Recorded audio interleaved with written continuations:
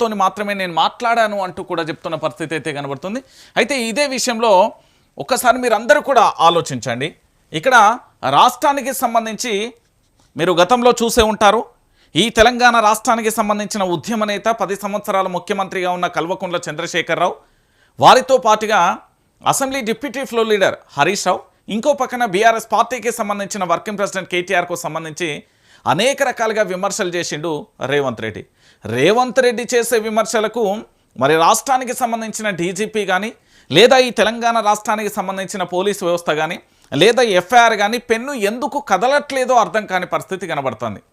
ఎవరైనా ఈ తెలంగాణలో ఉన్న యువతి యువకులు కానీ, లేదా ఈ తెలంగాణ రాష్ట్ర రక్షణ కోసం పనిచేసే ఉద్యమకారులు కానీ, లేదా ప్రభుత్వానికి సంబంధించి అసంతృప్తికి సంబంధించి వెళ్ళగక్కే ప్రయత్నం కానీ, లేదా ప్రభుత్వం చేస్తున్న తప్పులను ఎత్తి చూపేందుకు అది ఫేస్బుక్కా, ట్విట్టరా, వాట్సప్పా, యూట్యూబా, లేదా ఏదైనా అంటే పూర్తి స్థాయిలో ఇప్పుడు మనం వాడుతున్న శాస్త్ర సాంకేతిక పరిజ్ఞానంలో సోషల్ మీడియా అంటే డిజిటల్ విప్లవానికి సంబంధించి మీరు డిజిటల్లో సోషల్ మాధ్యమాలలో ఎక్కడ కూడా పోస్ట్ పెట్టినా కూడా ఎఫ్ఐఆర్ కాపీ డైరెక్ట్గా నేరుగా మీ ఇంటికి వచ్చే పరిస్థితి, లేదా మఫ్తీలో పోలీసులు అరెస్ట్ చేస్తున్న దృశ్యాలు, లేదా పోలీసు వ్యవస్థ పూర్తిగా కూడా ఓన్లీ సోషల్ మీడియా మీద మాత్రమే ఫోకస్ పెడుతున్న దృశ్యాలు మీ అందరికీ కూడా కనబడ్డాయి. అయితే ఇప్పుడు జరుగుతున్న ఈ పరిణామాన్ని చూస్తే కాస్త ఆసక్తికరంగా మారుతుంది. అయితే ముఖ్యమంత్రి బూతులు మాట్లాడొచ్చు, ముఖ్యమంత్రి నానా రకాలుగా నానా హంగామా చేయొచ్చు, కానీ సామాన్యుడు ప్రశ్నించకూడదు, సామాన్యుడు ముఖ్యమంత్రి చేసే వ్యాఖ్యల గురించి మాట్లాడకూడదు. ఈ రాష్ట్రానికి సంబంధించిన ముఖ్యమంత్రి ఏదైనా మాట్లాడవచ్చు, కానీ తెలంగాణలో ఉన్న వాళ్ళు మాత్రం ఎవరు ఏమీ మాట్లాడకూడదు. అంటే నేనే రాజు, నేనే మంత్రి, నేనే రాజ్య స్థాపకుణ్ణి అనే విధంగా ముఖ్యమంత్రి ఆలోచనలు ఉన్నాయి అని చెప్పడానికి సజీవ సాక్ష్యం. మరి ఈ రాష్ట్రానికి సంబంధించిన డీజీపీ గారికి సంబంధించి రాష్ట్రంలో ఉన్న నెటిజన్లకు సంబంధించి పూర్తి స్థాయిలో చాలా ప్రశ్నలు అడుగుతున్నారు. ముఖ్యమంత్రి మాట్లాడే భాష మీద, ముఖ్యమంత్రి మాట్లాడే ఆ అంశాల మీద ఎందుకు పూర్తి స్థాయిలో మీరు స్పందించడం లేదు, మరి ఎందుకు ఎఫ్ఐఆర్ చేయట్లేదు, ముఖ్యమంత్రి విషయంలో ఎందుకు అరెస్టు జరగదు అనేది కూడా అడుగుతున్నారు. ఎందుకంటే రక్తం కోయాలి, వాళ్ళ రక్తాన్ని చల్లాలి, పంటలు వండాలి అంటూ రకరకాల హంగామా చేస్తే ఏకంగా బీఆర్ఎస్ పార్టీకి సంబంధించి వాళ్ళు గట్టిగానే ఆ ఉద్యమాన్ని ఊపందుకున్న పరిస్థితి అయితే కనబడింది. దానికి సంబంధించి కూడా మనం చూసే ప్రయత్నం చేశాం. అయితే దాంట్లో భాగంగా ప్రస్తుతానికి సంబంధించి కూడా ఇప్పుడు మరో అంశం కూడా తెర మీదకి వచ్చింది, మీరు అందరూ కూడా చూస్తున్నారు. దాంట్లో పెద్దగా చెప్పాల్సిన అవసరం కూడా లేని పరిస్థితి అయితే కనబడుతుంది. ఎందుకంటే ఇప్పుడు మరొకసారి తెలంగాణ రాష్ట్ర రాజకీయాలలో ఈటెల రాజేందర్కి సంబంధించి అంటే కిలాడి అనే ఒక పదాన్ని వాడిండు. ఏమని వాడిండు అంటే మీరందరూ చూడుర్రి, ఆ కిలాడి నేనా నువ్వా, ముఖ్యమంత్రికి పాలనపై కనీస అవగాహన లేదు. నిజానికి రాష్ట్ర ముఖ్యమంత్రికి పాలన మీద అవగాహన ఉన్నదా లేదా అనేది తెలంగాణ సమాజం చూస్తున్నది.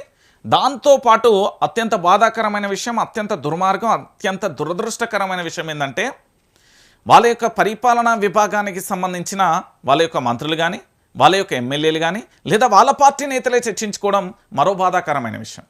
ఎందుకంటే మా ముఖ్యమంత్రి మా రాష్ట్రానికి పరిపాలన చేసిన మా వ్యక్తికి సంబంధించి పూర్తి స్థాయిలో కనీసం పరిపాలన మీద, ముఖ్యమంత్రికి పాలన మీద కనీస అవగాహన లేదు అంటూ కూడా పూర్తి స్థాయిలో చెప్పే ప్రయత్నం చేసిళ్ళు అంటే వాళ్ళ పార్టీ నేతలే చెప్పిళ్ళు. చాలా సందర్భాలలో చాలా సందర్భంగా కూడా చర్చించుకుంటున్న పరిస్థితి చూస్తున్నారు. నీచమైన భాషను పక్కన పెట్టి నీళ్ళిచ్చే మార్గం చూడండి, చిత్తశుద్ధి ఉంటే ఇంజనీర్లతో మాట్లాడండి. రేవంత్ రెడ్డికి ఈటెల కౌంటర్ అంటూ కూడా చూస్తున్న పరిస్థితి కనబడుతుంది. నిజంగా ఈటెల రాజేందర్ మాట్లాడేది సభ్య సమాజం కూడా హర్షిస్తున్నది. ఈటెల రాజేందర్ మాట్లాడుతున్న ప్రతి మాట కూడా ఈ తెలంగాణ రాష్ట్రం హర్షిస్తున్నది. ఎందుకంటే మీరు మొన్న కూడా చూసారు, నాకు తెలంగాణ వాదమే ముఖ్యం తప్ప పార్టీలు కాదన్నాడు. నాకు అధికారం లేదా పదవులు ముఖ్యం కాదు, ప్రజల ప్రయోజనాలు ముఖ్యం అన్నాడు. మళ్ళా ఈరోజు ముఖ్యమంత్రి మాట్లాడే భాష మీద కనీసం ఎవరు స్పందించలే. ఇది చాలా దుర్మార్గమైన విషయం. ఎందుకంటే మేము ప్రశ్నించే గొంతుకలం, లేదా తెలంగాణ సమాజాన్ని బాగు చేస్తాం, లేదా ఇంకోటి చేస్తాం అంటూ రకరకాలుగా కూడా అనేక రకాలుగా రౌండ్ టేబుల్ సమావేశాలు కానీ, లేదా ఏది పూర్తి స్థాయిలో చాలా వరకు ఈ డిజిటల్ ప్లాట్ఫామ్లో ఉన్న యూట్యూబ్ ఛానళ్ళకి సంబంధించి ఒక వర్గంగా మారిపోయిన పరిస్థితి కనబడుతుంది. ఒక రాష్ట్రానికి సంబంధించిన ముఖ్యమంత్రిగా పనిచేసిన వ్యక్తి ప్రస్తుతానికి ఆయన ఎమ్మెల్యేగా కొనసాగుతున్నారు. ఇంకొక ఆయన బీఆర్ఎస్ పార్టీకి సంబంధించిన వర్కింగ్ ప్రెసిడెంట్, ఎమ్మెల్యే, ఇంకో పక్కన మాజీ మంత్రి, అసెంబ్లీకి సంబంధించిన డిప్యూటీ ఫ్లో లీడర్ మీద ఏకంగా మిమ్మల్ని కోసి ఆ రక్తాన్ని పంటలకు చల్లితే అదే వస్తుంది అంటప్పుడు మరి ఈరోజు సోమాజిగూడలో ప్రెస్ క్లబ్లో రౌండ్ టేబుల్ సమావేశం ఎందుకు జరగలే? గన్ పార్క్ దగ్గర ఎందుకు ధర్నాలు జరగలే? దీని మీద సమాజం ఎందుకు చర్చించట్లేదు? ఇన్ని రోజుల వరకు నిన్నటిదాకా మాట్లాడిన మైకులన్నీ ఎందుకు మూగపోయినాయి? బయటికి మాత్రం ప్రజా సమస్యల మీద కొట్లాడుతున్నాం అని చెప్పే ఆ నీచమైన జర్నలిజాన్ని ఎంచుకున్నారు. వాస్తవం ఏంది అంటే పూర్తి స్థాయిలో కూడా కాంగ్రెస్ పార్టీ కబంధ హస్తాలలో పనిచేస్తారు, వాళ్ళు భారతీయ జనతా పార్టీకి పనిచేస్తారు. కానీ ఒక రాష్ట్రానికి సంబంధించిన మాజీ ముఖ్యమంత్రి, ప్రస్తుతానికి సంబంధించిన ఎమ్మెల్యే, తెలంగాణ రాష్ట్రాన్ని తెచ్చిన ఉద్యమకారుడు, దాంతోపాటు 2 పర్యాయాలు మంత్రులుగా కొనసాగిన వాళ్ళు ప్రస్తుతం ఎమ్మెల్యేలుగా కొనసాగుతున్నారు. మరి వాళ్ళ విషయంలో ఎందుకు మాట్లాడట్లేదు? వాళ్ళ విషయంలో రౌండ్ టేబుల్ సమావేశాలు ఎందుకు జరగట్లేదు? ఈ రాజకీయాలన్నీ పక్కన పెట్టినా తెలంగాణ పౌరులు కదా వాళ్ళు. మరి వాళ్ళ గురించి అయినా మాట్లాడాలి కదా. రాజకీయ నాయకుల గురించి ఇలాంటి భాష ఎందుకు మాట్లాడుతున్నారు అని ముఖ్యమంత్రిని నిలదీయాలి కదా. దీని మీద ధర్నా లేదు, దీని మీద నిరసన లేదు, దీని మీద రౌండ్ టేబుల్ సమావేశాలు లేదు. దీనికి సంబంధించి ఎందుకు డిజిటల్ మీడియాకు సంబంధించి చాలా యూట్యూబ్ ఛానళ్ళు మాట్లాడలే? మౌనమే అంగీకార సూచిక. రేవంత్ రెడ్డికి ఏమైనా గీకినా ఎంబటే వీళ్ళు పోయి ఆయింట్మెంట్ పెట్టే రకం వీళ్ళంతా. కాంగ్రెస్ పార్టీకి ఏమైనా నొప్పి వచ్చిందంటే వీళ్ళు పోయి మసాజ్ చేస్తారు, బీజేపీకి ఏమైనా అయిందంటే వీళ్ళు పోయి కట్టుకడతారు. కానీ బీఆర్ఎస్ అనేది వీళ్ళ దృష్టిలో ఎట్లా మారిపోయింది అంటే కనీసం వీళ్ళు ఏంది అంటే ఆ బీఆర్ఎస్ను కనీసం ఏంది అంటే పార్టీగా కూడా గుర్తించకున్నంత దారుణంగా వీళ్ళు వ్యవహరిస్తారు.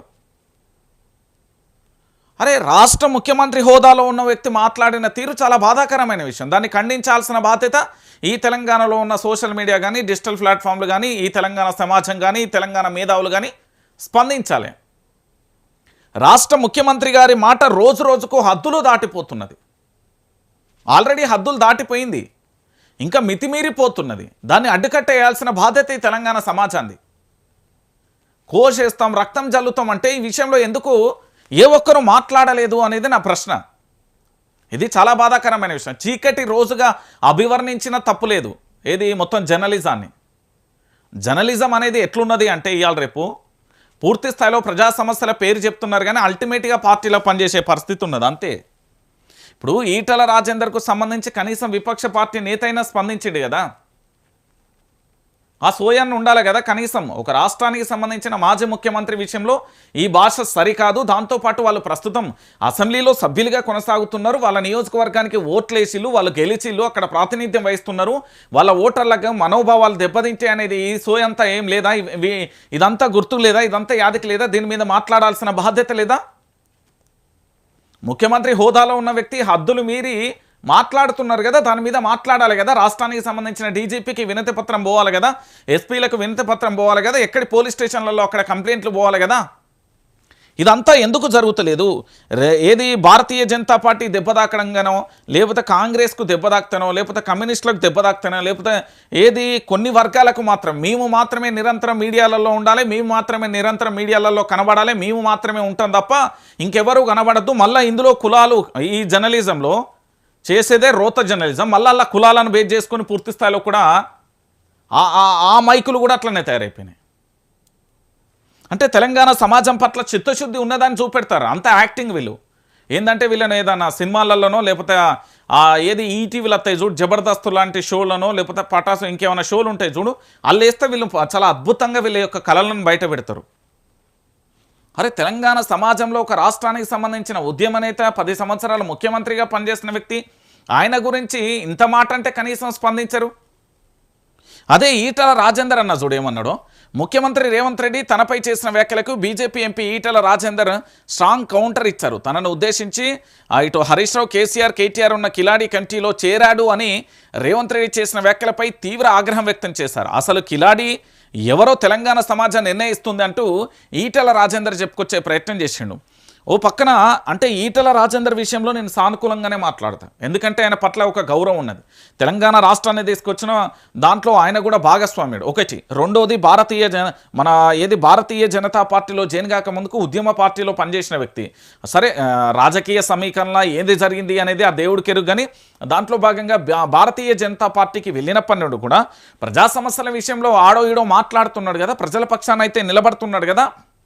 కన్నెపల్లి పంప్ హౌస్ విషయంలో మాట్లాడింది కదా, ఇవన్నీ కూడా మనం చూసాం కదా.